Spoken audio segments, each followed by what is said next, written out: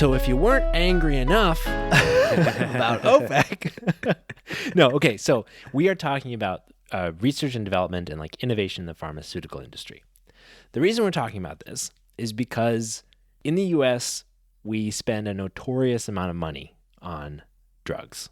So U.S. consumers spend roughly 3 times as much on drugs as European consumers.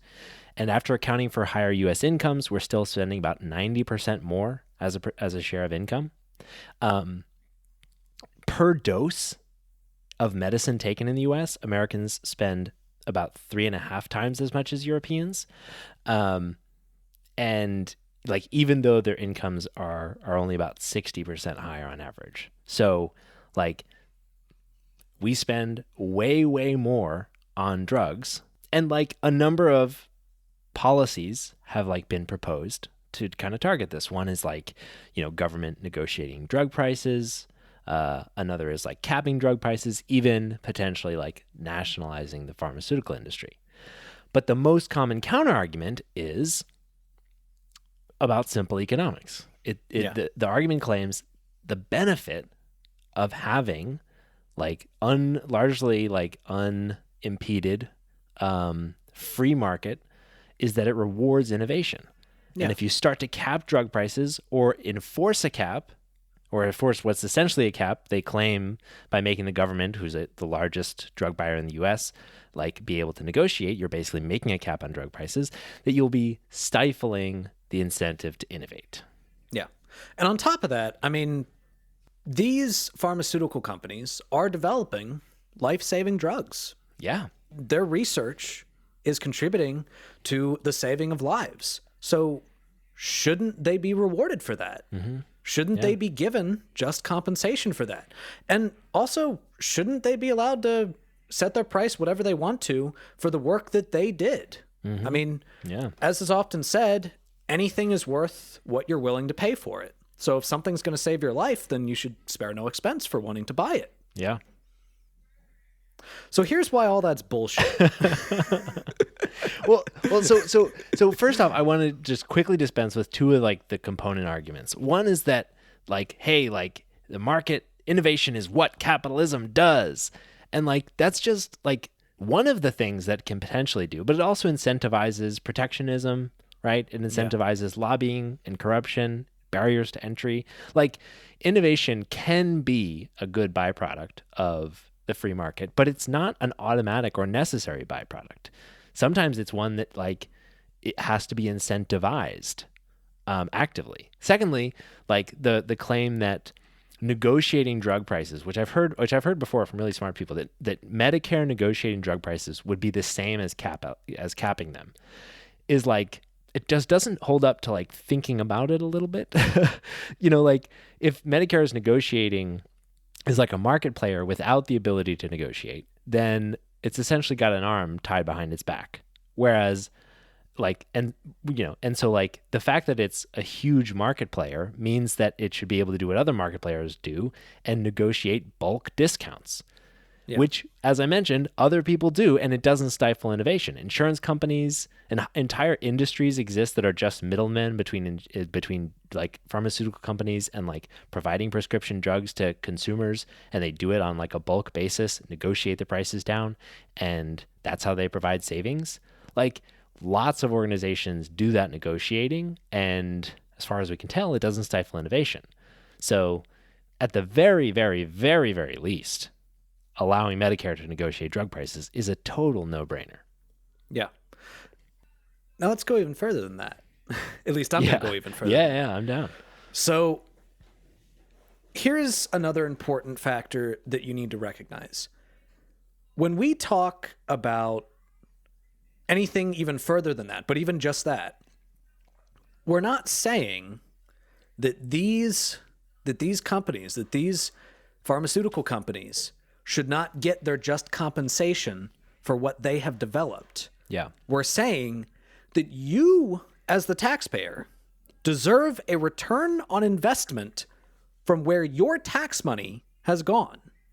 So this requires a little bit of in-depth research and in-depth thinking in order to understand the scale of this, because there's definitely a lot of conflicting numbers that For if you sure. don't follow the whole pattern of it, you might come to a conclusion that is way out there. Yeah. All right. So the first important fact, and we'll break this fact down a little bit, but the first important fact to recognize is that according to the Institute for New Economic Thinking, U.S. tax dollars have funded every new pharmaceutical drug in the last decade. Every single one. Now, that doesn't mean entirely funded, but it means at some point in the process had been a part of that funding. Now, that right there, for some politicians, that's where the argument ends and that becomes the talking point. And it becomes a talking point that might lead to a good conclusion, which is, the idea of either renegotiating pharmaceutical prices or potentially even nationalizing aspects of the pharmaceutical industry. But I think that it's important for us to go deeper into that because there are very easy counter arguments to that. All right. If you just end the argument there. So the main counter argument there is the fact that when you look at the total amount of money that is invested by the government versus in research and development versus what is invested by pharmaceutical companies in the United States, pharmaceutical companies invest significantly more. So let's look at those numbers for a second. So this is based on 2021 numbers. All right.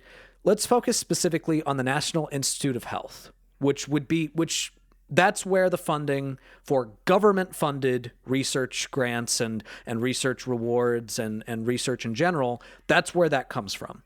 All right. So as it stands, in the year 2021, the budget for the National Institute of Health was $42.93 billion, and 95% of that was towards research. Now, compare that to pharmaceutical companies. According to Statista, in 2021, the total expenditures for research and development from U.S. pharmaceuticals was $102.3 billion. So more than twice as much. So you could look at those two numbers and think, well, that means that the private sector is doing significantly more than the public sector. So they should reap most of the benefits. All right. And if you were trying to go in that direction, again, that's where the argument would stop. But we're going to keep going because there's more important context that we have to look at behind those numbers. And that is the fact that there are different parts of the drug development process that the money is focused on. So usually, and this is according to a study done for the National Library of Medicine, or an analysis done by the National Library of Medicine. All right. Historically, the government investments is focused on basic drug discovery. Now, basic drug discovery is the earlier part of the research process.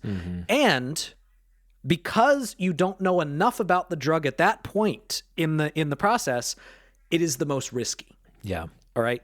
Between that and the actual late stage development, it slowly gets less risky. All right. But the initial parts, some of the initial trials, once you start developing the drug, once the drug is developed, the next riskiest part is going to be once you start putting it through certain clinical trials.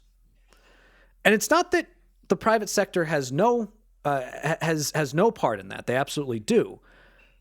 But the majority of the earlier stages of that drug development is focused on the most risky part of the drug development.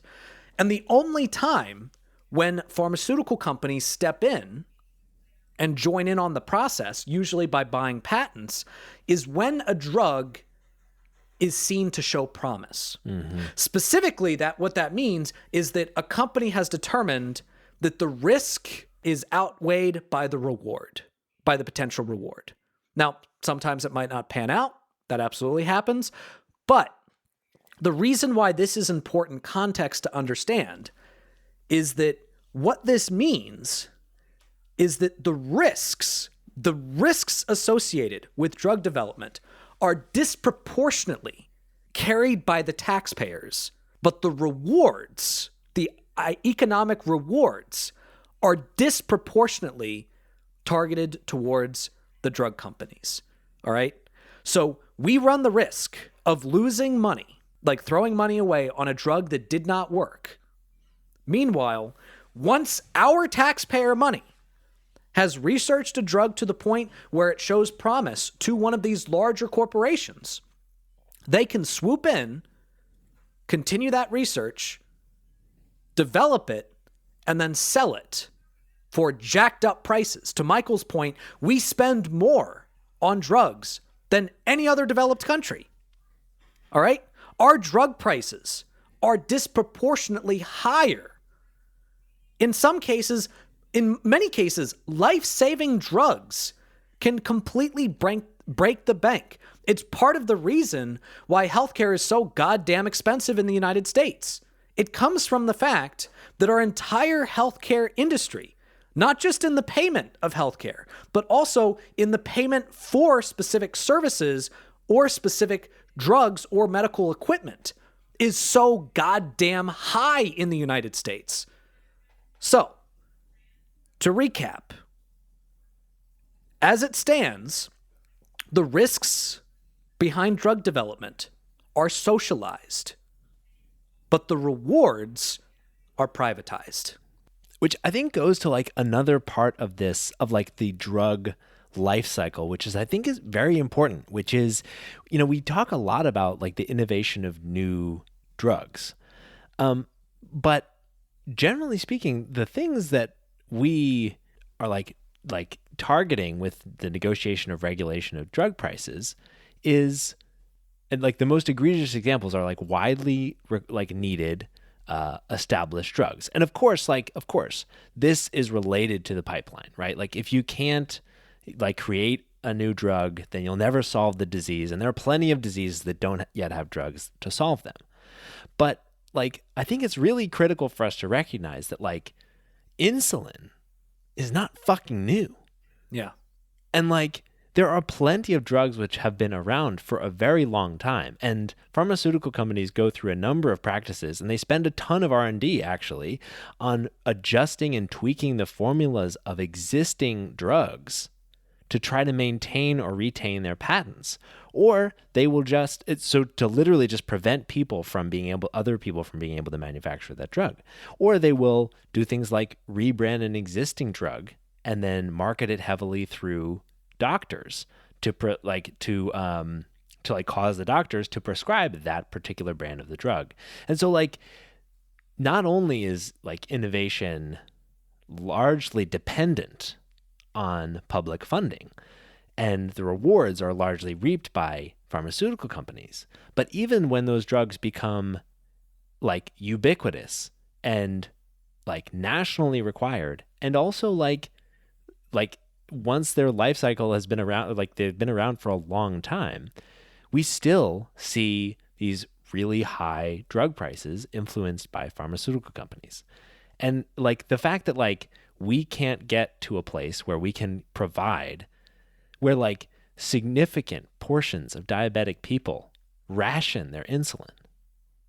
Like the fact that we can't get to a place where like drugs that are like barely qualify for like the term drug anymore because they're so ubiquitous and so necessary and have been around for so long that we can't even get those to be like accessible and affordable, means that our system is just broken. Like these companies have reaped their rewards and yet they're still able to jack up those prices. And I think that's just like, we can't even solve the very end of the tail of the problem. Yeah. So let's talk about potential solutions, because there are actually several potential solutions to this.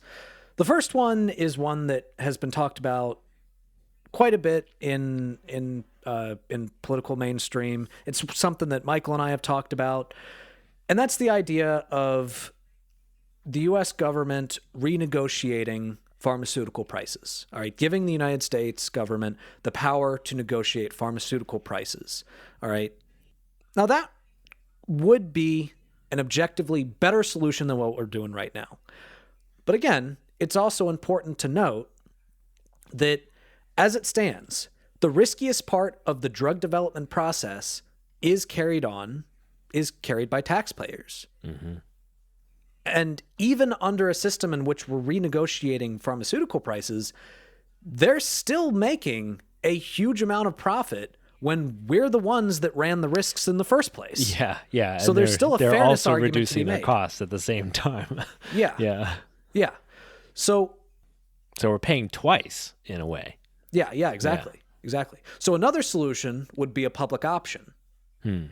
I remember they actually did do a public option for insulin in California. Newsom did, where the government basically creates a kind of generic version of a drug, and they get to set a price. And the idea is that makes that price competitive with the price from the pharmaceutical company, and that forces them to drive down the price, which again is also a potentially innovative solution.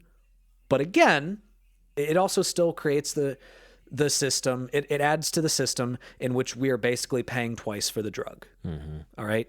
Another solution would be complete nationalization of pharmaceuticals, meaning the research is nationalized and funded by the government, which, by the way, if that were to happen, it would most likely have to happen under some type of single-payer Medicare for all system. Yeah, sure. All right. I don't see you being able to have a system like that if you don't also have a single payer. I just don't see that. And also, honestly, I don't think that there would be political will for that unless there was also political will for single payer healthcare. Yeah, that's a good point. Can never pass one of those. So that means that most of the research then would probably be focused on the university level. As it stands, a significant amount of research is focused on the university level, and then the development would basically be focused on government-run facilities. But then there's a kind of a less extreme version of that as well, which is the nationalization completely of the research aspect of it, but the privatization of the development. All right. So you allow for private industry to still develop the drugs. All right. To develop, the different formulas, to develop the products that then get distributed, and then you would have negotiation of prices based on that. Which under a single payer system, the government would pay that bill, and then it would be provided free at the point of service for the people. Which would still allow there to be a private industry that develops it, but a public industry that focuses on the research. And the nice thing about that system is that it does kind of reduce the incentives for corruption in research. Now, I'm not saying that corruption in research happens all the time, but I mean, it does absolutely happen. And when you do have a profit-based incentive to develop a drug, then, that's always a recipe for potential problems. Not always. Would then the idea be that the drug developers at that point would buy the research from the public sector? The idea would be the public sector allows them to do the development. Gotcha. So anybody can use the intellectual property developed in the public sector. Exactly. And then you patent your specific formula or exactly. So the idea would be that nobody owns that intellectual property because it was publicly generated, which means that it's publicly owned. Interesting. All right. And what's also nice about that system is that it prevents things like what happened with the vaccine, where all of these major companies were lobbying to maintain the patents of the vaccine so that other places around the world in developing countries could not develop generic versions of these drugs because there was a patent. But if all of the patents were publicly owned, which again, in the earlier stages of drug development, they're already the public has already fronted money in the development of these drugs. All right. So it's not like I'm saying that, a corporation came up with a great idea and we just stole it from them. We started it. Yeah. We started them down that path. All right. And again, that statistic that I read, taxpayer money has contributed to every single drug developed in the last decade. Every single one. All right. Every single one has been aided by our investment. So we invested in it, and then we have to pay for it again. So I actually think, based on all of this, that the best solution would be that one. The best solution would be allow for the development part to be privatized. Have the patents be publicly owned, meaning that the intellectual property is publicly owned, and the research continues to be publicly funded.